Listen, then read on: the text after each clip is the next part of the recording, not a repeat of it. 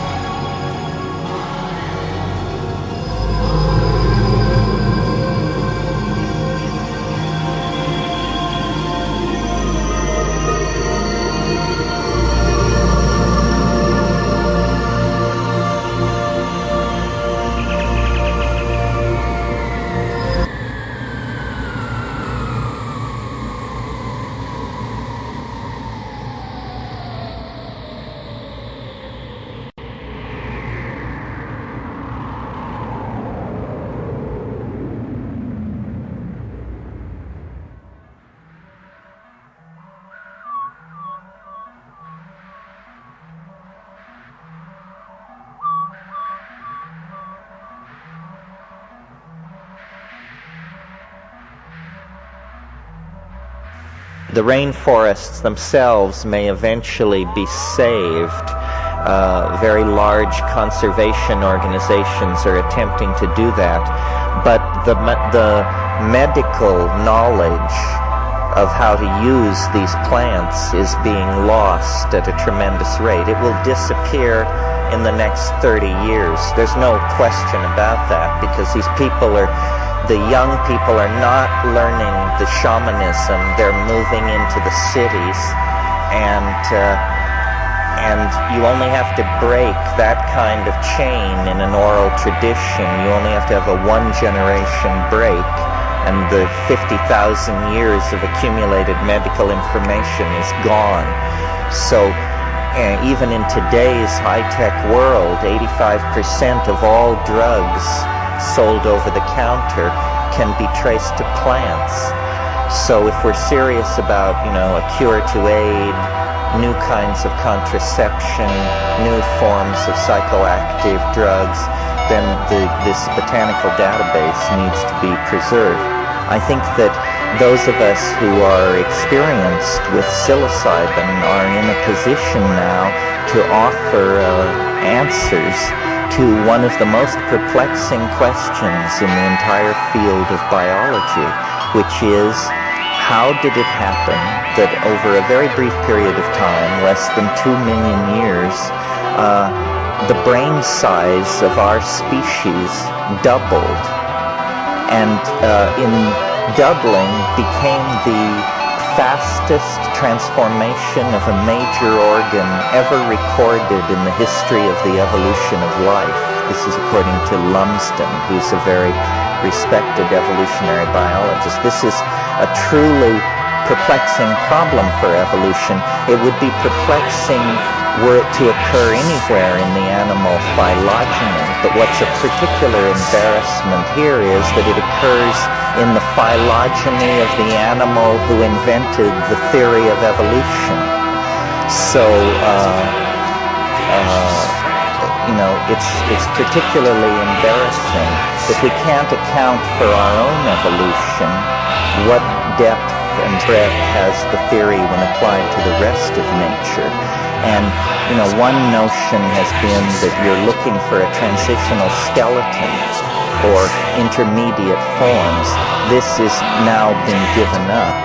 And by looking at this problem, I have sort of been able to, I think, generate let's call it an idea, a myth, a fantasy, an explanation for our predicament.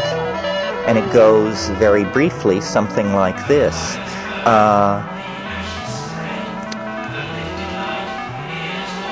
All primates have what are called dominance hierarchies, male dominance hierarchies. This goes clear back into very primitive primates like squirrel monkeys. And it is true of us as we sit here in this room. We also have dominance hierarchies, male dominance hierarchies. This is why, what the squawk is in the gender issue is that men have been running everything for a long, long time. But I maintain that there was a period in the history of the primates when male dominance hierarchies were interrupted. And they were interrupted by the presence of an unusual element in the food supply. And this element in the food supply was psilocybin.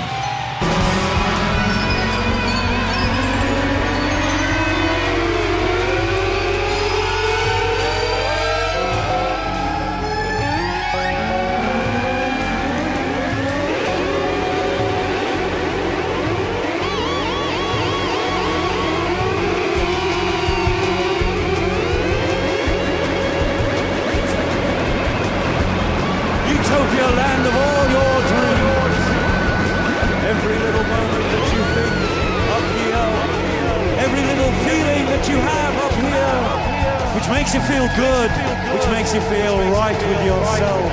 That's utopia. Your surroundings, the hot sunshine, the pleasant beaches, the glorious, glorious countryside, even the rainforest in its harshness. That could be your utopia. Our utopia could be doing this, making noise, creating a feeling, hopefully a spirit which holds us together and keeps you happy. That's utopia. But then again, everyone has their own special place and their own special means of getting there. How do you get there? How do you eat yours? How does he eat his? We don't know. We just surmise and we just guess. But utopia, the utopian dream,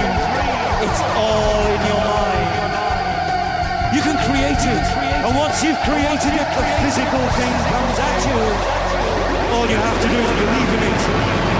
You can help yourself by rolling something that's green and imbibing it and bringing it into your body and allowing it to flush through your veins. Gradually moves into your mind and it creates little doorways that open.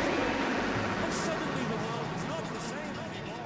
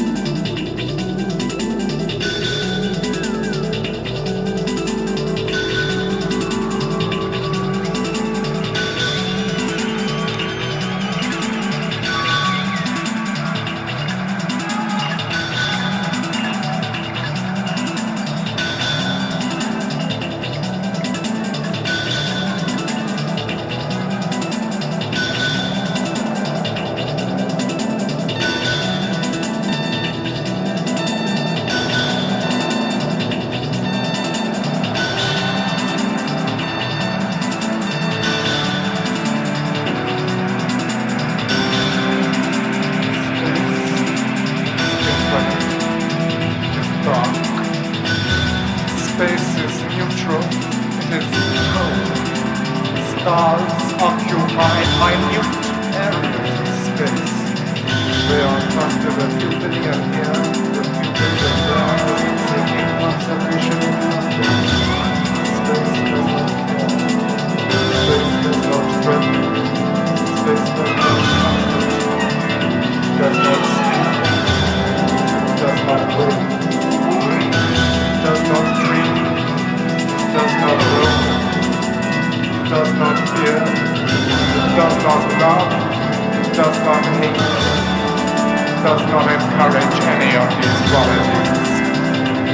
Space cannot be measured, it cannot be anchored, it cannot be placated, it cannot be summed up.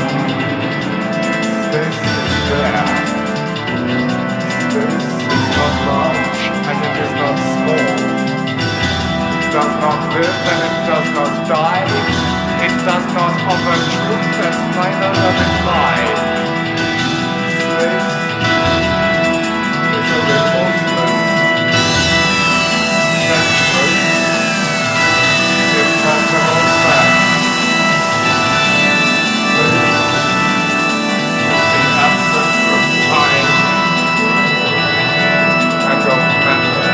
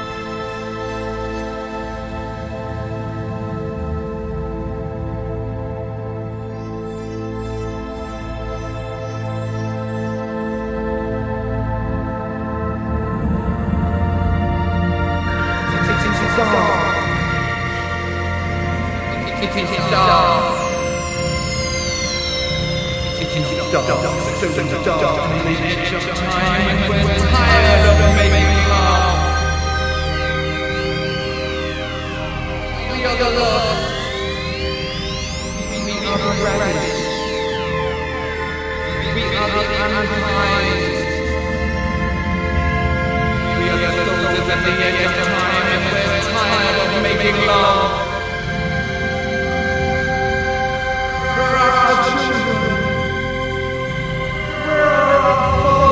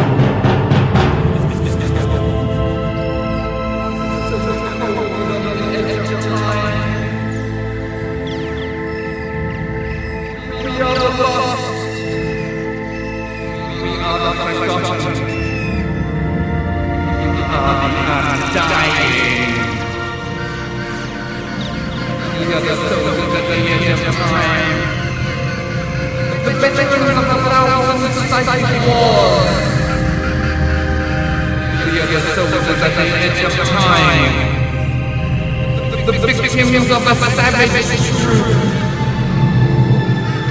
We are the souls at the edge of time, and we're tired. We're tired.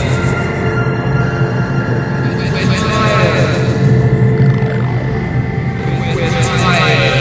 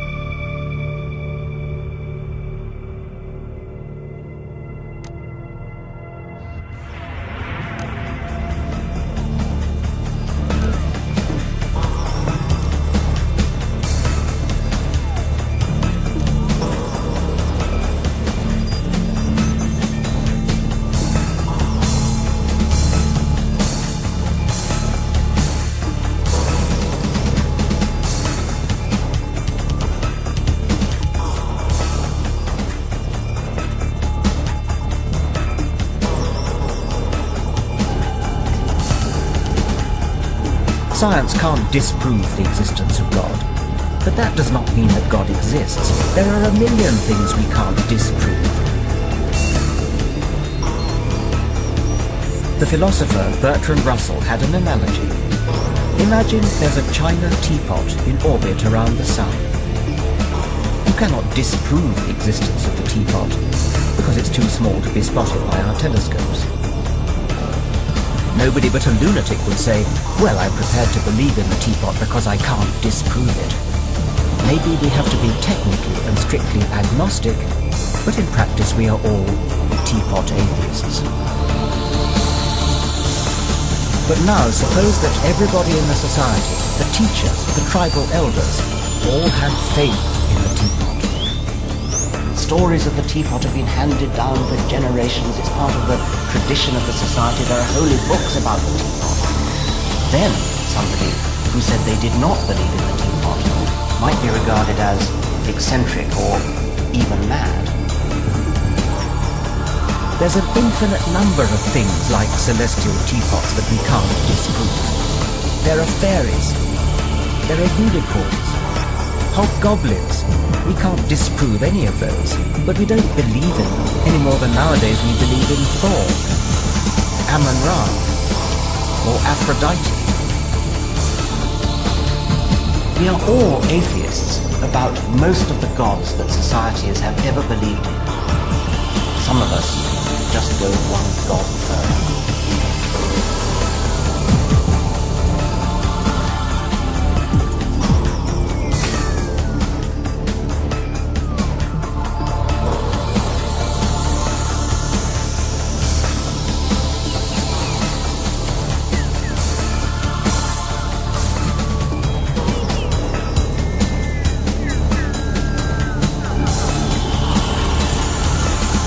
Science can't disprove the existence of God, but that does not mean that God exists. There are a million things we can't disprove.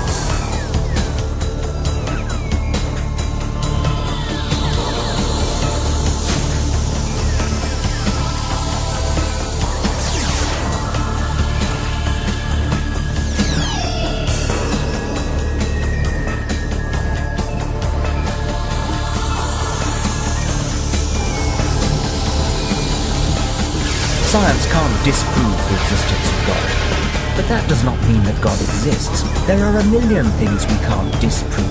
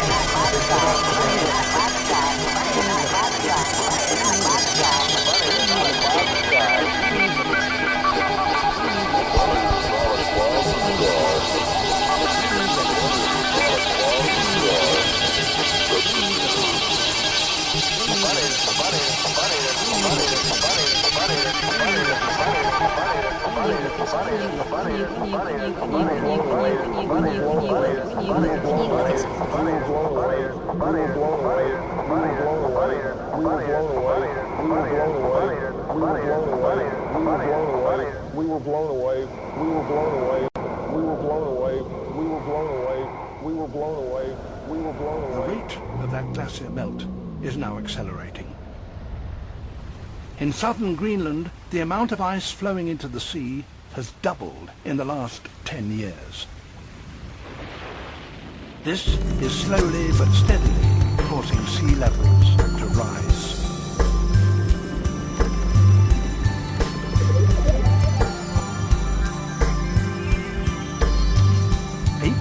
Miles away, the inhabitants of the tiny Pacific islands of Tuvalu are already facing the realities of an invading sea.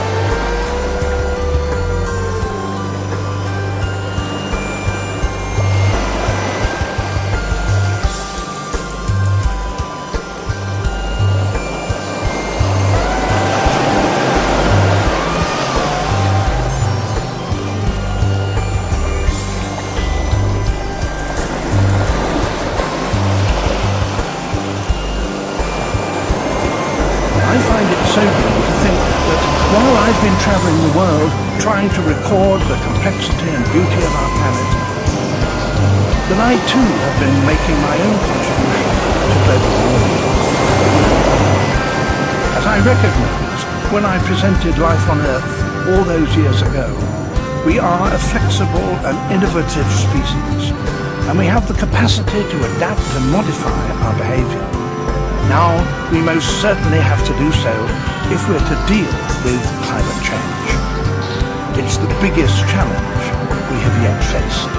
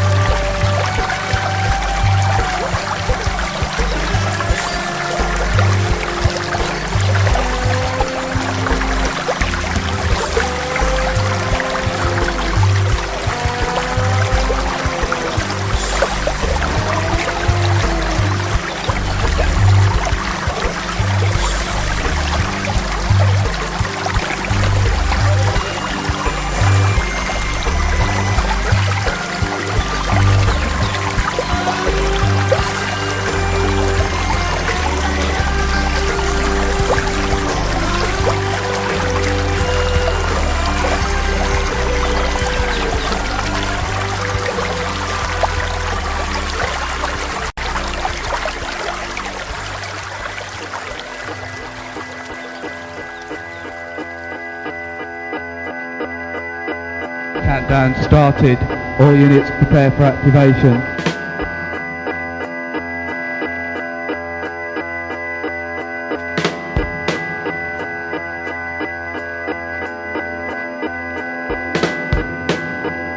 Want to get into it, you've got to get out of it.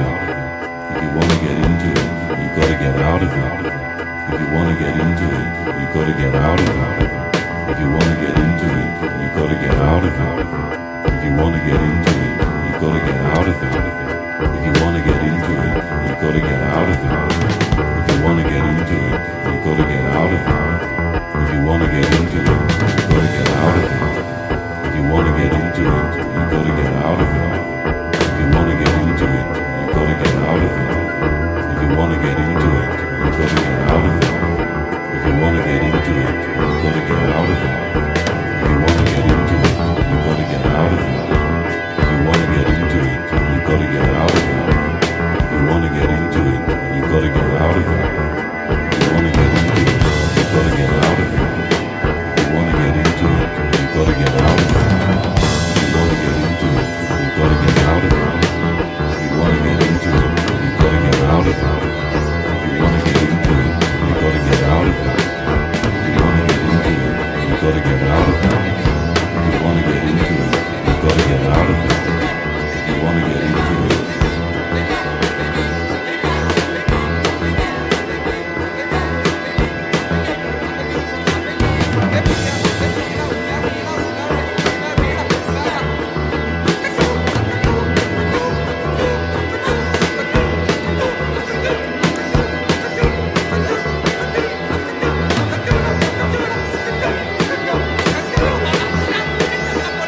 Countdown started. All units prepare for activation.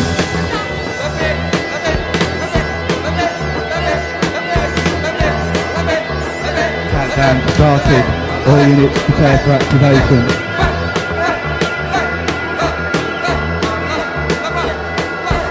Countdown started. All units prepare for activation.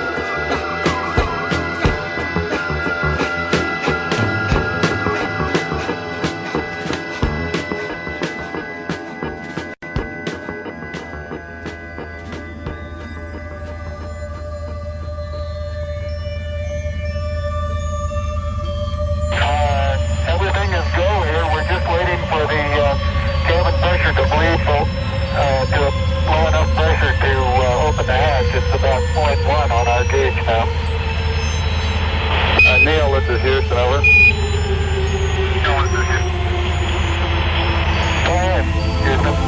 Roger, we're showing a relatively static pressure on your cabin. Do you think you can open the hatch at this pressure, about 0.12 psi? We're going to try it. Roger. That might cool it up a little bit. Okay, move it in, sir.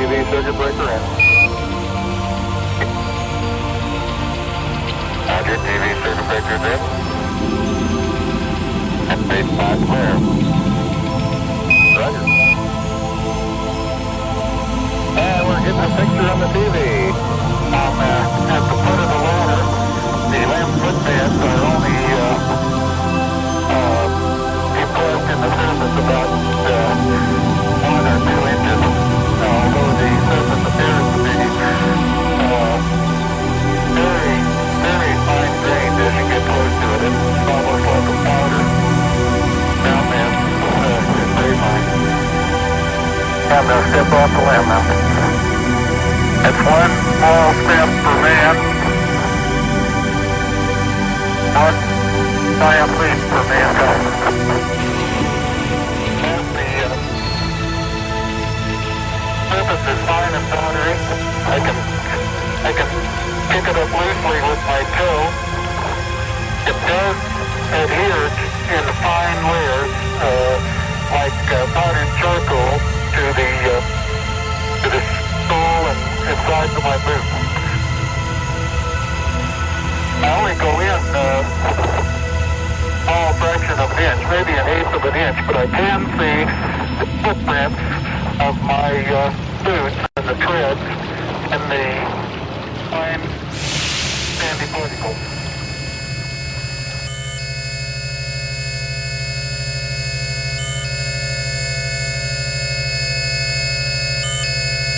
Mothership control and readiness.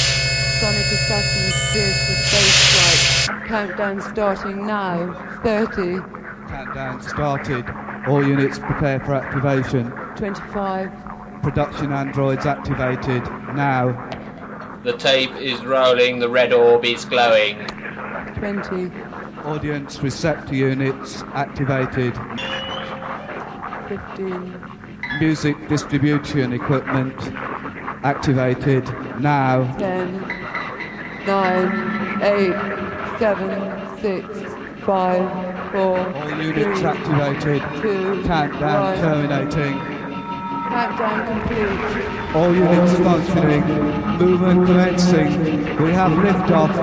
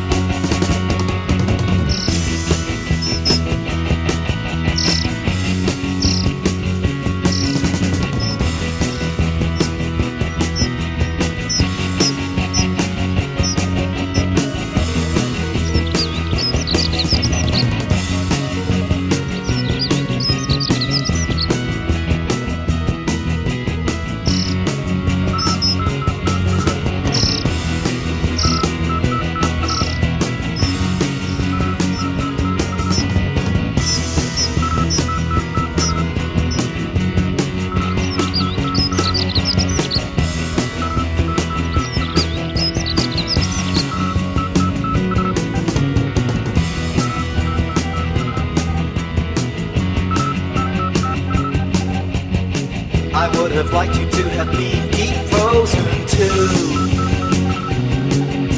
and waiting still as fresh in your flesh for my return to earth. But your father refused to sign the forms to freeze you. Let's see, you'd be about 60 now, and long dead by the time I return to earth. My time-held dreams were full of you, as you were when I left, still underage. Your android replica is playing up again. It's no joke. When she comes, she moans another's name. That's the spirit of the age. That's the spirit of the age. That's the spirit of the age. That's the spirit of the age. Ah, the spirit of the age. That's the spirit of the age. Ah, the spirit of the age. That is the spirit of the age. Spirit of the age. Spirit of the age. Spirit of the age. Spirit of the age. Spirit of the age. I am a clone, I am not alone. Every fiber of my flesh and bone is identical to the others. Everything I say is in the same tone as my test tube brother's voice.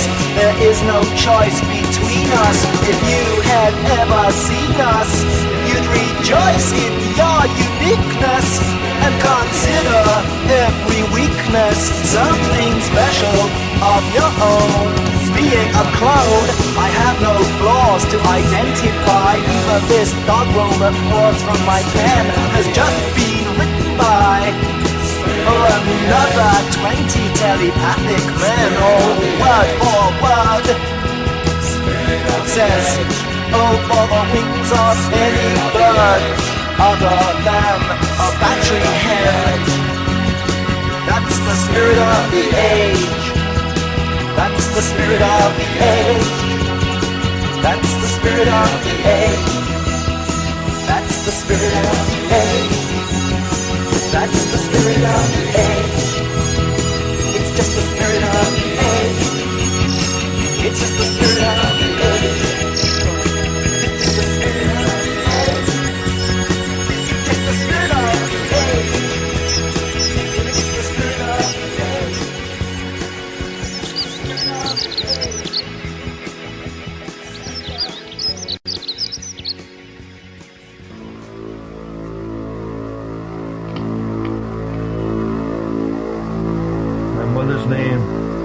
White Cow Seas. Her father was called, refused to go, and her mother, Plenty Eagle Feathers.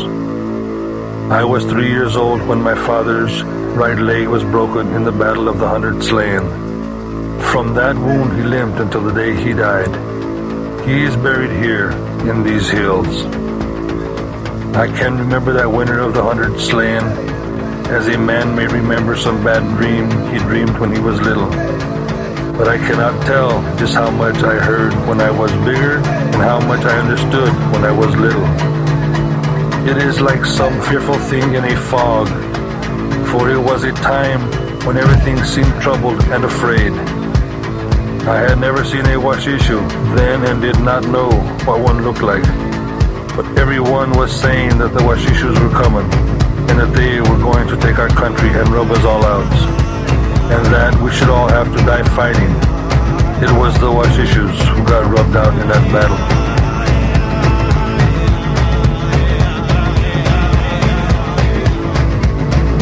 I was 16 years old when this happened, and we had moved over to the mouth of Pinot Creek. We started out on horseback just about sunrise, riding up the creek toward the soldiers' town on the Piney, for we were going to attack it. The sun was about halfway up when we stopped at the place where the Washishus road came down a steep, narrow ridge and crossed the creek. It was a good place to fight, so we sent some men ahead to coax the soldiers out. We divided into two parts and hid in the gullies and waited.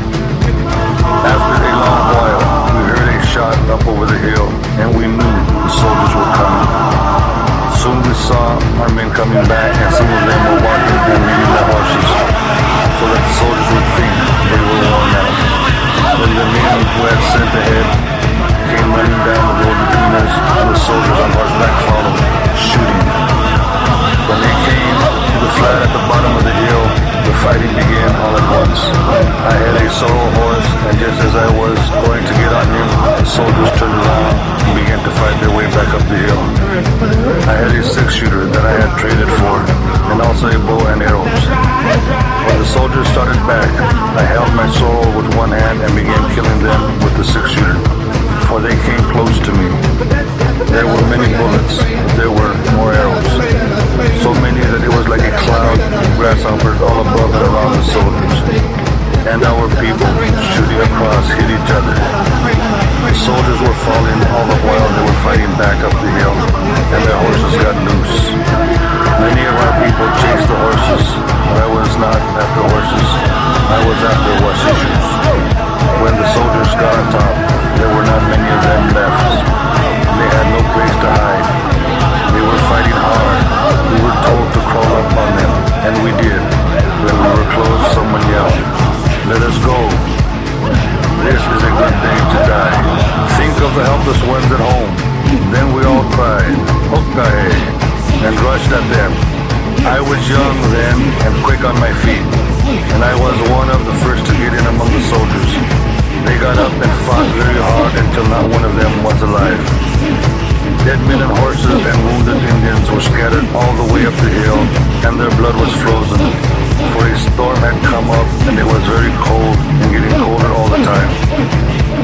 We left all the dead lying there, for the ground was solid, and we picked up our wounded and started back, but we lost most of them before we reached our camp.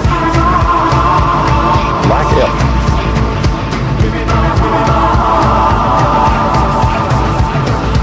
I am quite sure that I remember the time when my father came home with a broken leg that he got from killing so many washishoes.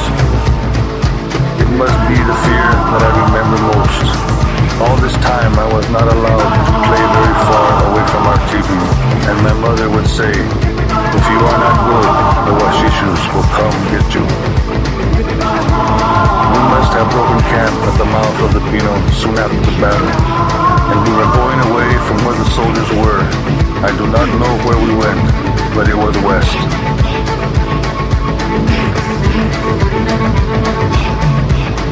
I was still too little to play war that summer, but I can remember watching the other boys, and I thought that when we all grew up and were big together, maybe we would kill all the washishoes and drive them far away from our country.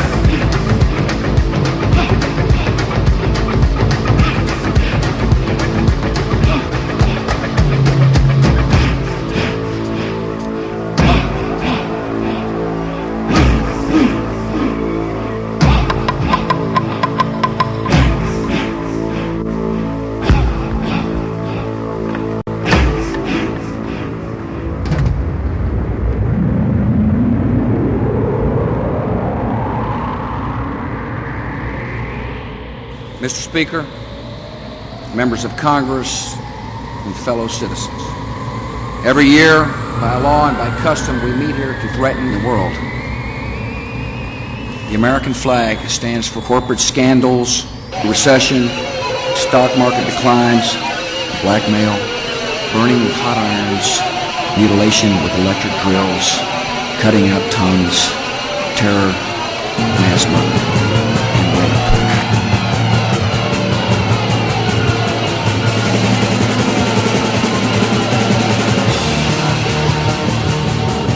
America will seize every opportunity to spread discord and violence, of bitterness and hatred and violence on a massive scale.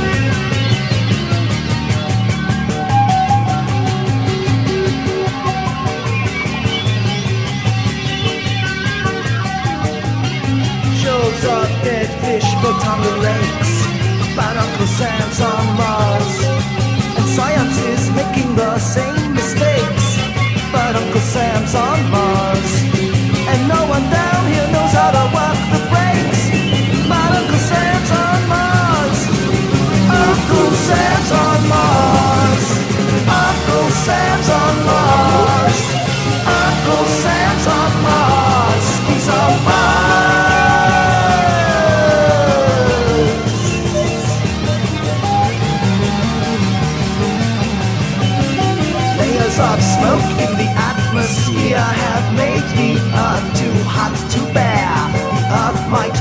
a desert soon.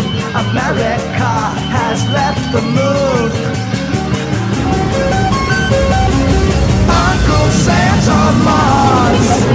Uncle Sam's on Mars. Uncle Sam's on Mars. He's on Mars.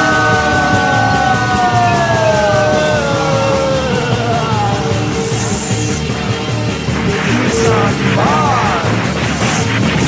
Number 1 on Earth. We cannot let terrorists and rogue nations hold this nation hostile or hold our allies hostile. I think war is a dangerous place. He's digging for dreams in the red sand. He's got his bucket and spade in his left hand. He's digging for dreams. He's looking for life. And this certainly has to be the most inspiring telephone call ever made. I just can't tell you how. We are setting out the necessary conditions. For every American, this has to be the proudest day of our lives. And for people all over the world, I am sure they too join misery in recognizing what an immense feat this is.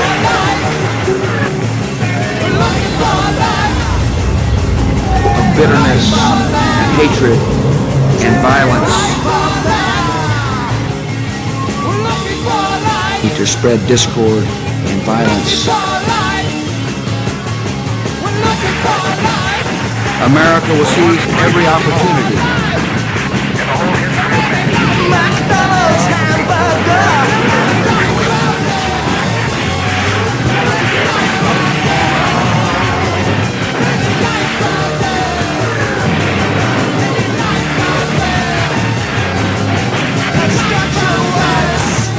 Because stable and free nations do not breed the ideologies of war.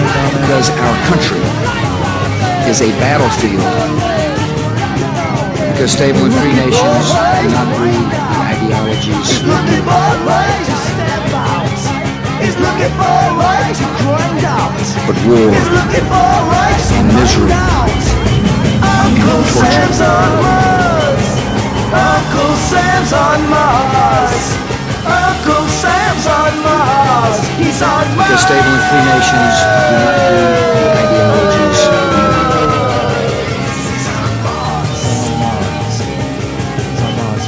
There are some who feel like the conditions are such that they can attack us there. I hope you bring your credit card with you.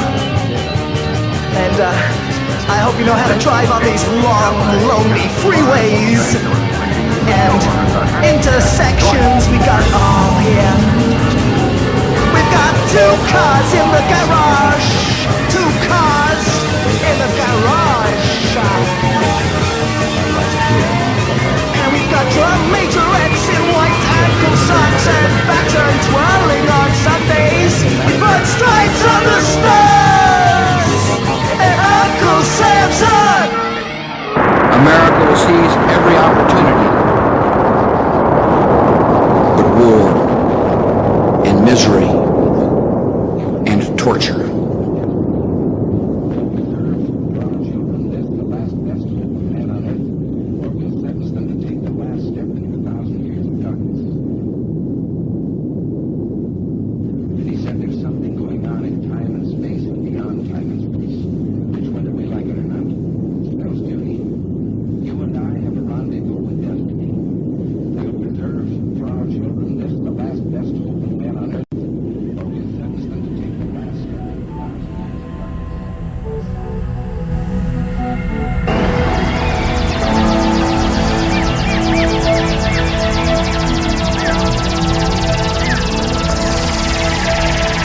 In case of sonic attack on your district, follow these rules.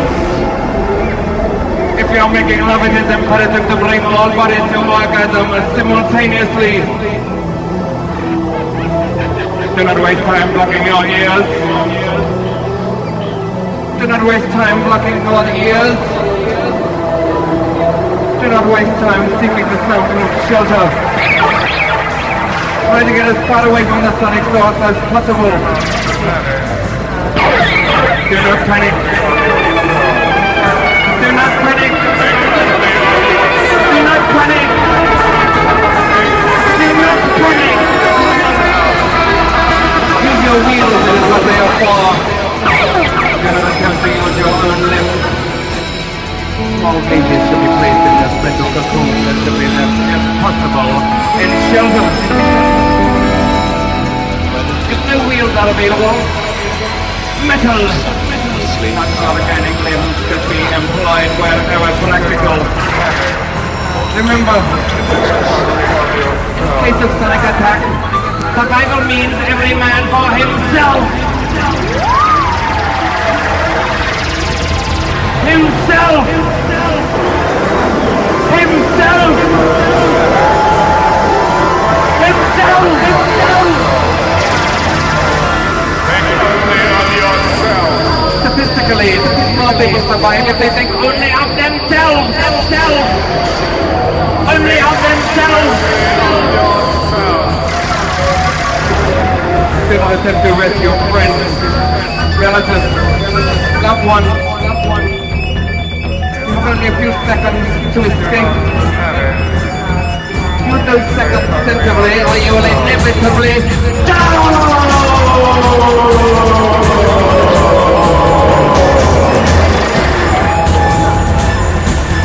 Do not panic. Do not panic. Do not panic. Do not panic. Think only of yourself. Think only of yourself. Think only of yourself.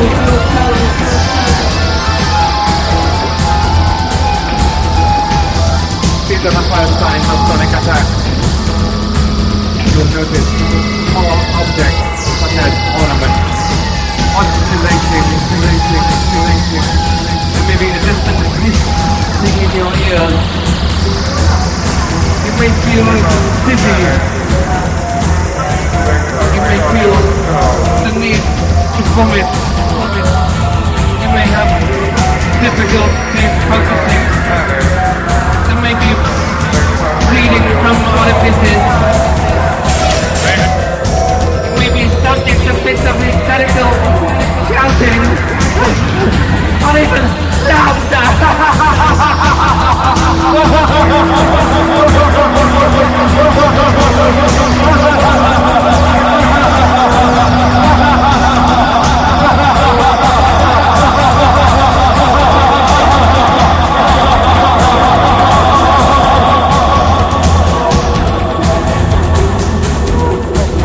These are all signs of imminent sonic destruction.